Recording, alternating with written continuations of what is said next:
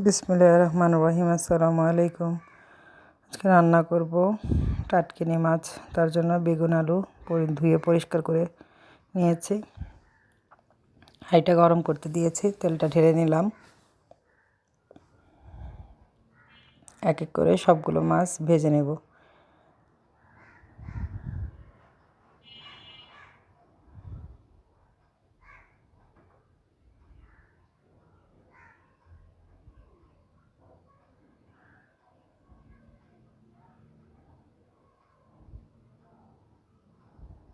মাছগুলো উল্টে পাল্টে নেব।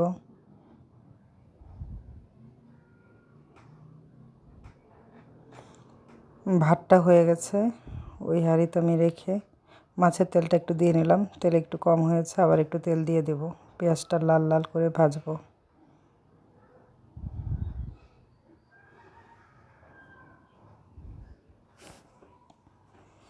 ভাজা হয়ে গেলে আমি আদা রসুন দিয়ে নিলাম। সামান্য একটু পানি দিয়ে কষানোর জন্য নেব। হলুদ মরিচ ধনিয়া পরিমাণ মতো দিয়ে দেব।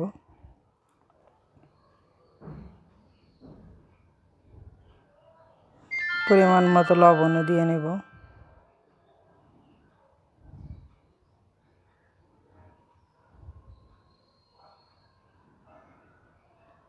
আমি আগে আলুটা কষিয়ে নেব।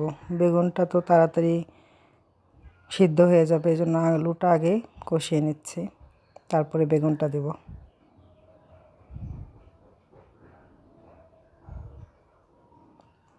উল্টে পাল্টে পানি দিয়ে দেব।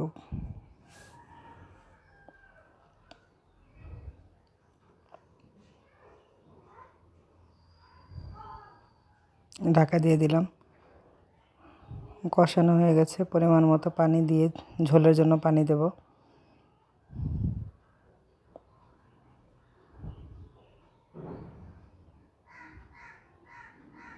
আবার ঢাকা দিয়ে দিলাম। ঝোলটা বলক চলে এসেছে, মাছটা দিয়ে দেব।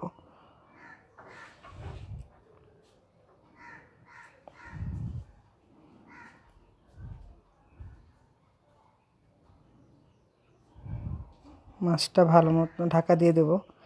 মাছটা ভালো মতো হলে আমি ধনেপাতা কুচি দিয়ে দিলাম।